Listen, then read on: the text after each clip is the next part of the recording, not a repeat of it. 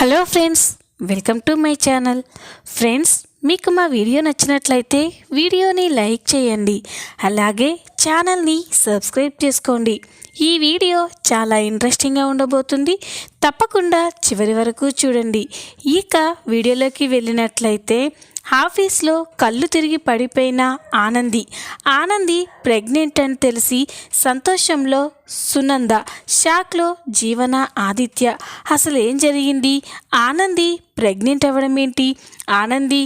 ఆనందిని ఆదిత్య భార్యగా ఒప్పుకున్నాడా? తెలుసుకోవాలి అంటే ఈ వీడియోని ఎక్కడ స్కిప్ చేయకుండా చూసేయండి. ఇక వీడియోలోకి వెళ్ళినట్లయితే ఆనంది, ఆదిత్య ఇద్దరూ కూడా రోజులాగానే ఆఫీస్కి వెళ్ళడానికి రెడీ అవుతూ ఉంటారు. అప్పుడే ఇక ఆనందికి పద్మమ్మ ఫోన్ చేస్తుంది. పద్మమ్మ నుండి ఫోన్ రాగానే ఆనంది ఫోన్ లిఫ్ట్ చేసి, చెప్పమ్మా, ఇప్పుడు ఫోన్ చేసినవేంది అని అంటే, బిడ్డ, దివ్యని గీయాల హాస్పిటల్కి తీసుకెళ్ళాలి, కానీ సైట్ తన పని ఉంది, నేను మీ నాయన వెళ్ళాలి. ఇప్పుడు దివ్యని హాస్పిటల్కి ఎలా తీసుకెళ్లాలని సోచాయిస్తున్నాం అని చెప్పగానే ఈ ఆనంది, ఎందుకమ్మా ఈ మాత్రం దానికి పరేషాన్ అవుతున్నావు? ఈరోజు దివ్యని నేను హాస్పిటల్లో చెకప్ చేపిస్తాను, సీనుని కూడా దివ్యతో పాటు తీసుకెళ్ళి హాస్పిటల్లో చెకప్ చేయించి మళ్ళీ మన ఇంటి దగ్గరే దిగబెడతాను అని ఆనంది చెప్పగానే ఇక పద్మమ్మ, సరే బిడ్డ అని చెప్పి ఫోన్ కట్ చేస్తుంది. ఇక ఆనంది ఆదిత్యతో, ఆదిత్య గారు, ఈరోజు దివ్యకి డాక్టర్తో చెకప్ చేయించాలి, మా అమ్మ నాయనలకి సైట్ తన పని ఉందంట, మనమే దివ్యని ఈరోజు హాస్పిటల్లో చెకప్ చేయించాలి అని చెప్పగానే ఇక ఆదిత్య కూడా, సరే ఆనంది, మనమే ఆ అమ్మాయిని చెకప్ చేపిద్దాం, నేను మీ జ్యోతమ్మ ఇంటికి రాలేను కాబట్టి నువ్వే వెళ్ళి ఆ అమ్మాయిని కార్లో పికప్ చేసుకొని ఇక్కడికి తీసుకురా, అందరం కలిసి హాస్పిటల్కి వెళ్దాం, మనం ఆఫీస్కి వెళ్దాం, సీను, దివ్య ఇద్దరూ కూడా మళ్ళీ మీ ఇంటికి వెళ్తారు అని చెప్పగానే ఇక ఆనంది, సరే ఆదిత్య గారు అని అంటుంది. ఇక ఆదిత్య చెప్పినట్టుగానే ఆనంది సింహాద్రి ఇంటికి వెళ్ళి దివ్యని పికప్ చేసుకొని ఇంటికి వస్తుంది. అప్పటికే ఆదిత్య రెడీ అయి ఉంటాడు. వెళ్దామా ఆనంది అని అంటాడు, కానీ కారులో ఉన్న తను ప్రేమించిన అలేఖ్యని మాత్రం చూడడు. ఇక అందరూ కారులో హాస్పిటల్ దగ్గరికి వెళ్తారు. ఇక ఆనంది అలేఖ్యని కార్ దింపుతుంది, సీనుని కూడా కార్ దింపి, సీను, నువ్వు దివ్యని జాగ్రత్తగా హాస్పిటల్లో చెకప్ చేయించి ఇంటికి తీసుకెళ్ళు, నువ్వు నాకు ఫోన్ చేస్తే మళ్ళీ నేను కార్ పంపిస్తాను అని చెప్పగానే ఇక సీను, అట్టాగే అమ్మాడి, మా దోస్తుని నేను చూసుకుంటాను కదా అని అంటాడు. ఇక అప్పుడే ఆదిత్య కూడా అలేఖ్యని చూడాలని అనుకోడు. ఇక ఆనంది కార్లో ఎక్కి కూర్చున్న తర్వాత ఆదిత్య ఉన్నట్టుండి అద్దంలో చూసేసరికి తనకి అలేఖ్య కనిపిస్తుంది. ఇక అలేఖ్యను చూసి ఆదిత్య ఒక్కసారిగా షాక్ అయిపోతాడు. ఇదేంటి, అలేఖ్య ఎలా ఉందే అని చెప్పి వెంటనే వెనక్కి తిరిగి చూస్తాడు, కానీ అలేఖ్య ఎక్కడా కనిపించదు. కానీ ఆదిత్య మాత్రం మళ్ళీ అక్కడే చుట్టుపక్కల చూస్తూ ఉంటాడు. అలేఖ్య ఎక్కడా కనిపించకపోయేసరికి ఆదిత్య చాలా డిసప్పాయింట్ అయిపోతాడు. ఇదేంటి, నా కళ్ళకి అలేఖ్య కనిపించినట్లే కనిపించింది, ఇంతలోనే మాయమైంది, ఇది నిజమా లేక నా భ్రమనా అని అనుకుంటూ ఉంటాడు. ఇక ఆనంది, ఏంటి ఆదిత్య గారు, ఏం చూస్తుర్రు అని అంటే, ఏం లేదానంది అని అంటాడు. ఇక ఇద్దరు ఆఫీస్కి వెళ్తారు. ఆదిత్యకి మాత్రం పదే తన కళ్ళకి కనిపించింది అలేఖ్య అని గుర్తు చేసుకుంటూ ఉంటాడు. ఇక ఇంతలోనే రాత్రి అవుతుంది. రాత్రి కాగానే ఆదిత్య అయితే తను ఇంతకుముందు అలేఖ్యని ప్రేమించిన విషయాలన్నీ కూడా గుర్తు చేసుకొని చాలా బాధపడుతూ ఉంటారు. అలేఖ్యని దూరం చేసుకోవడం ఆదిత్య తట్టుకోలేకపోతాడు. ఇక వెంటనే ఆ కోపంలో వెళ్ళి తన కబోర్డ్లో ఉన్న ఒక వైన్ సీసాని తీసి బాగా ఫుల్గా డ్రింక్ చేస్తూ ఉంటాడు. ఇక మళ్ళీ అలేఖ్య గుర్తొస్తూ ఉంటే ఆదిత్య అలాగే డ్రింక్ చేస్తూ ఉంటాడు. ఇక అలా డ్రింక్ చేసిన తర్వాత ఇంతలోనే ఆనంది అక్కడికి వస్తూ ఉంటుంది.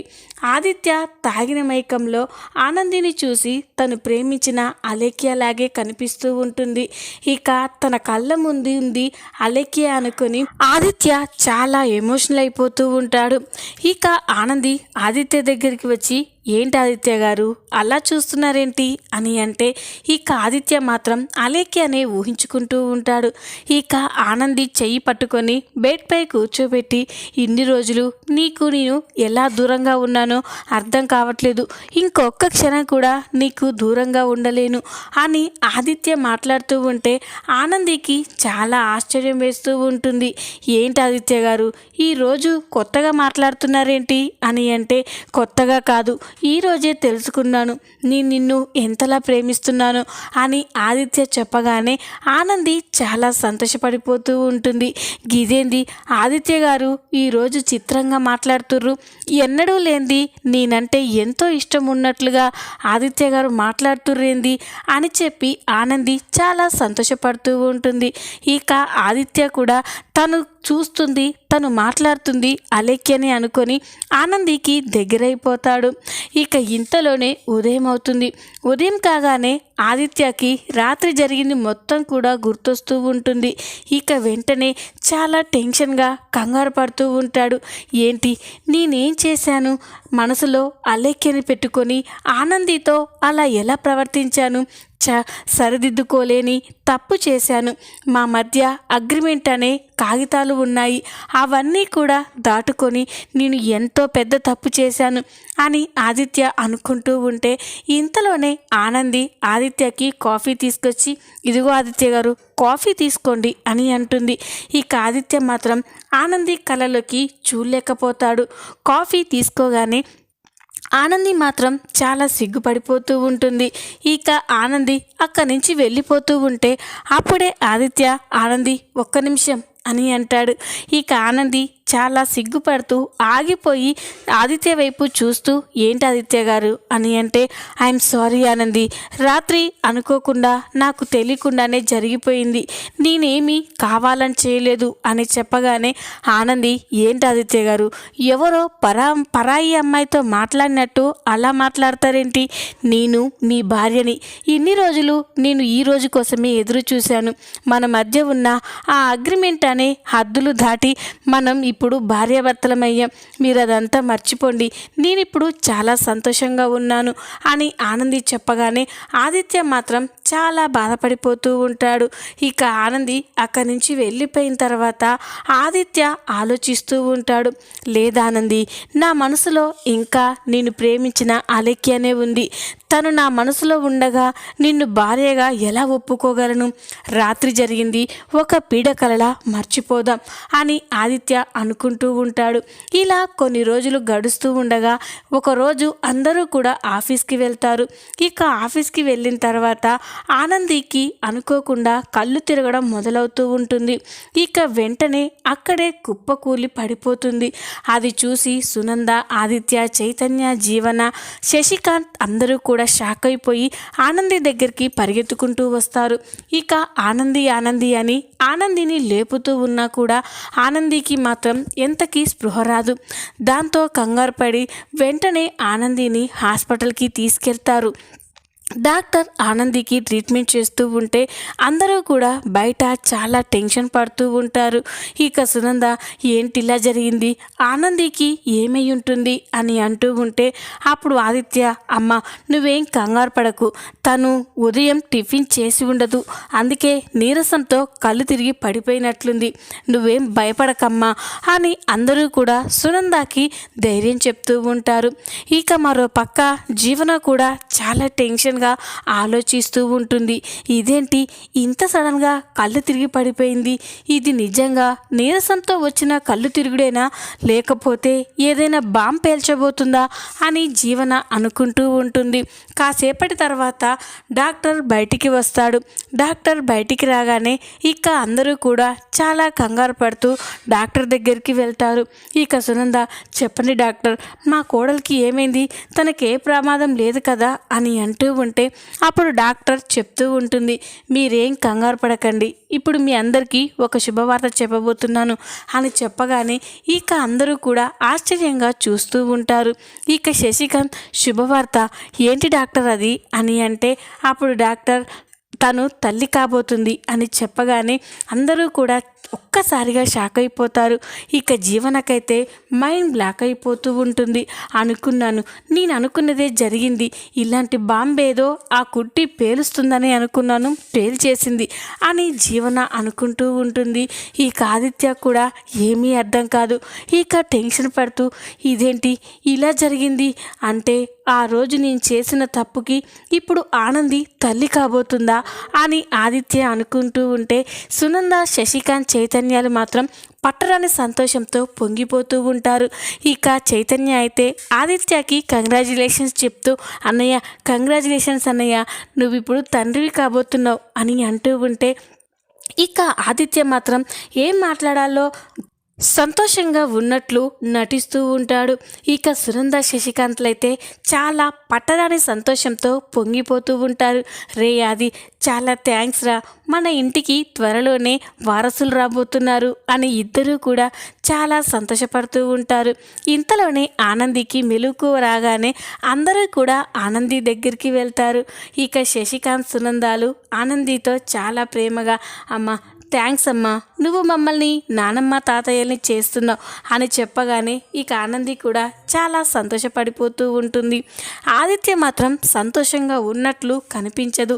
ఇక అందరూ వెళ్ళిపోయిన తర్వాత ఆనంది, ఏంటి ఆదిత్య గారు, నేను తల్లిని కాబోతున్నందుకు, మనం పేరెంట్స్ కాబోతున్నందుకు అందరూ చాలా సంతోషంగా ఉన్నారు, కానీ మీ మొహంలో ఆ సంతోషం కనిపించడం లేదు, ఏంటి మీకు ఇష్టం లేదా అని అంటే అప్పుడు ఆదిత్య ఏం మాట్లాడకుండా అక్కడి నుంచి వెళ్ళిపోతాడు.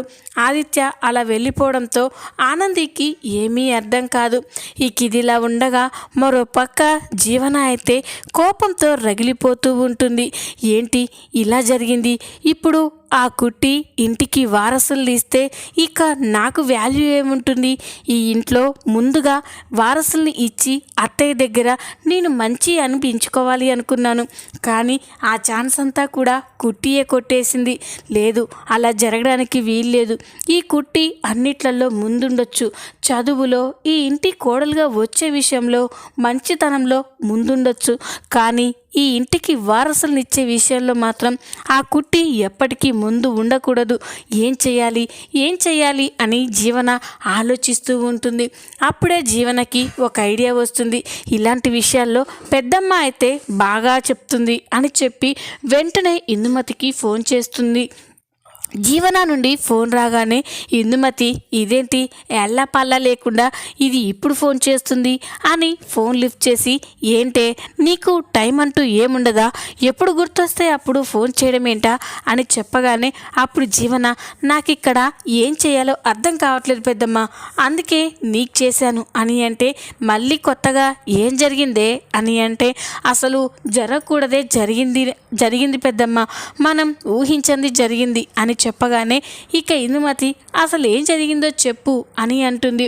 అప్పుడు జీవన, ఏం జరిగింది అంటే ఇప్పుడు ఆ కుట్టి తల్లి కాబోతుంది అని చెప్పగానే ఇక ఇందుమతి అయితే ఒక్కసారిగా షాక్ అయిపోతుంది.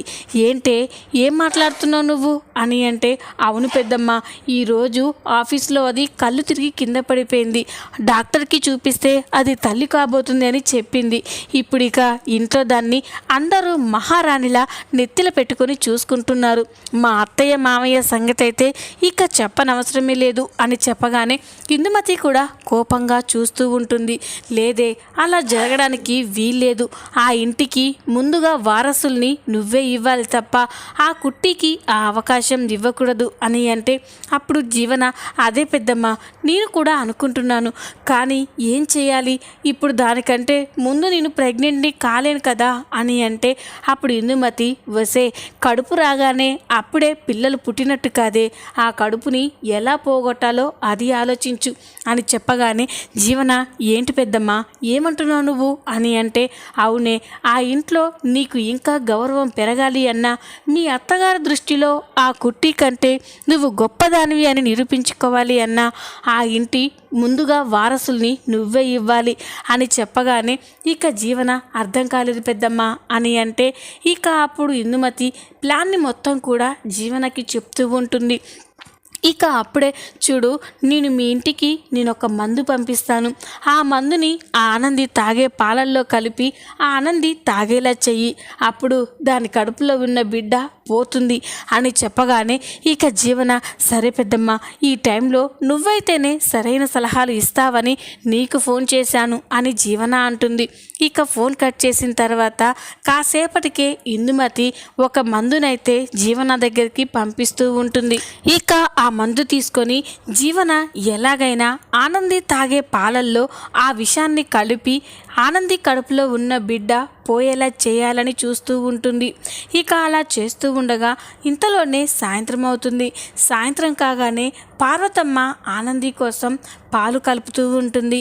అది గమనించిన జీవన ఎలాగైనా ఇదే సరైన సమయం అని ఆనంది తాగే పాలల్లో ఆ విషాన్ని కలపడం కోసం అక్కడి నుండి పార్వతమ్మ వెళ్ళిపోయేలా చేయాలి అని పార్వతమ్మ దగ్గరికి వెళ్ళి, పార్వతమ్మ, నిన్ను అత్తయ్య గారు పిలుస్తున్నారు అని చెప్పగానే ఇక పార్వతమ్మ, సరే చిన్నమ్మగారు అని చెప్పి సునంద దగ్గరికి వెళ్తూ ఉంటుంది. ఇక పార్వతమ్మ అక్కడి నుంచి వెళ్ళిపోగానే జీవన పరిగెత్తుకుంటూ కిచెన్లోకి వెళ్ళి పార్వతమ్మ ఆనంది కోసం కలిపే పాలల్లో ఆ విషాన్ని కలిపేస్తుంది. మళ్ళీ ఏమీ తెలియనట్టే పక్కకి వచ్చేస్తుంది. పార్వతమ్మ సునంద దగ్గరికి వెళ్ళి, ఏంటి పెద్దమ్మగారు పిలిచారంట అని చెప్పగానే, ఏంటి నేనెప్పుడు పిలిచాను అని అంటే, అదేంటి పెద్దమ్మగారు, జీవనమ్మ చెప్పింది కదా మీరు పిలిచారని అని చెప్పగానే, లేదు నేనేం పిలవలేదు, నువ్వు వెళ్ళు అని చెప్పగానే ఇక పార్వతమ్మ, ఇదేంది చిన్నమ్మగారు ఎందుకు నన్ను అక్కడి నుంచి పంపించేశారు అని అనుకుంటూ ఉంటుంది. సునందాకి కూడా ఇదేంటి జీవన నేను పార్వతమ్మని పిలిచానని చెప్పడం ఏంటి అని అనుకుంటూ లైట్ తీసుకుంటుంది. ఇక పార్వతమ్మ రోజులాగానే ఆనందికి ఆ పాల గ్లాసుని ఇస్తూ ఉంటుంది. ఇక ఆనంది ఆ పాలు తాగిన తర్వాత జీవన ఆనందిని కనిపెట్టుకొని చూస్తూ ఉంటుంది. కుట్టి, ఈరోజు నీ కడుపులో ఉన్న బిడ్డ పోతుంది. మళ్ళీ ఇక రేపటి నుండి నువ్వు పాత కుట్టిలాగే ఉంటావు. లేకపోతే ఇంట్లో వాళ్ళంతా కూడా నిన్ను యువరానిలా చూసుకుంటారా? ముందు ఆ భోగభాగ్యాలు దక్కాల్సింది నాకు, నీకు దక్కితే చూస్తూ ఊరుకోను అని చెప్పి జీవన అనుకుంటూ ఉంటుంది. ఆనంది పాలు తాగిన కాసేపటి తర్వాత బాగా కడుపు నొప్పితో బాధపడుతూ ఉంటుంది. అది చూసిన అందరూ కూడా ఒక్కసారిగా షాక్ అయిపోయి వెంటనే ఆనందిని హాస్పిటల్కి తీసుకెళ్తారు. ఆనందికి కడుపు పోయినట్టే అని జీవన అయితే తెగ మురిసిపోతూ ఉంటుంది. ఇక అందరూ కూడా చాలా కంగారు పడిపోతూ ఉంటారు. ఇక డాక్టర్ ఆనందికి చెకప్ చేసిన తర్వాత ఇక అందరూ కూడా చాలా టెన్షన్గా, ఏమైంది డాక్టర్, మా కోడలికి ఏమైంది అని అడుగుతూ ఉంటారు.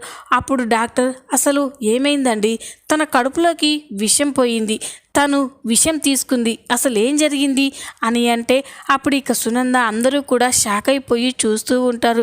ఏంటి డాక్టర్, మా ఆనందిని చంపాలని చూడడం ఏంటి అని అంటే, చూడండి, చంపాలనుకుంటుంది ఆమెని కాదు, ఆమె కడుపులో ఉన్న బిడ్డని చంపాలని ఎవరో ఇలా చేశారు. టైంకి మీరు తీసుకొచ్చారు కాబట్టి కడుపులో ఉన్న బిడ్డకి ఏ ప్రమాదం లేదు, కాస్త లేట్ అయినా కూడా చాలా ఘోరం జరిగిపోయేది అని డాక్టర్ చెప్పగానే అందరూ కూడా రిలాక్స్ అయిపోతారు. ఇక సునంద ఆలోచిస్తూ ఉంటుంది. ఇంతలోనే శశికాంత్, ఏంటి సునంద ఇది, మన ఆనందికి విషం ఎవరిచ్చారు అని అంటే ఇక సునంద ఆలోచిస్తూ ఉంటుంది. అలా ఆలోచిస్తూ ఉండగా ఇంతలోనే పార్వతమ్మ సునంద దగ్గరికి వచ్చి, జీవనమ్మ పిలిచింది అని చెప్పానని చెప్పింది కదా, అది గుర్తొచ్చి ఇక సునంద, అవును జీవనానే ఈ పని చేసుంటుంది అనుకొని ఇక వెంటనే జీవన అని గట్టిగా పిలుస్తుంది. అది విని జీవన ఒక్కసారిగా భయపడిపోయి, ఏంటత్తయ్య గారు అని అంటే, జీవన, నువ్వు ఆనంది తాగే పాలల్లో ఏదైనా కలిపావా అని అంటే, ఏంటత్తయ్య గారు అలా అడుగుతున్నారేంటి, నేనెందుకు కుట్టి కడుపులో బిడ్డని పోగొట్టాలని చూస్తాను అని అంటే ఇక సునందకి చాలా కోపం వచ్చి వెంటనే జీవన చెంప పగలగొడుతుంది. నువ్వే చేశావు జీవన, నిన్న రాత్రి పార్వతమ్మని నేను పిలవకముందే నువ్వు పార్వతమ్మని నేను పిలిచానని ఎందుకు చెప్పావు అని చెప్పగానే జీవన షాక్ అయిపోతుంది. ఇదేంటి నిజంగానే ఈ జైలర్ కనిపెట్టేస్తుందా అని అనుకుంటూ ఉండగా ఇక సునంద చెప్పు జీవన అని చెప్పేసరికి ఇక జీవన లేదత్తయ్య గారు నాకేం తెలీదు అని అంటూ ఉంటుంది. ఇక సునంద చూడు ఈ ఒక్కసారికి క్షమిస్తున్నాను, ఇంకోసారి ఇలాంటివి చేస్తే మాత్రం నేను ఊరుకోను, నీ ప్రాణాలు తీసేస్తాను అని చెప్పి సునంద అనగానే ఇక జీవన అయితే భయపడిపోయి టెన్షన్గా చూస్తూ ఉంటుంది. ఈ విధంగా ఆనంది కడుపు పోగొట్టాలని చూసిన జీవనకి సునంద షాక్ ఇవ్వబోతుంది. ఈ వీడియో కనుక మీకు నచ్చినట్లయితే లైక్ చేయండి, సబ్స్క్రైబ్ చేసుకోండి. Thanks for watching.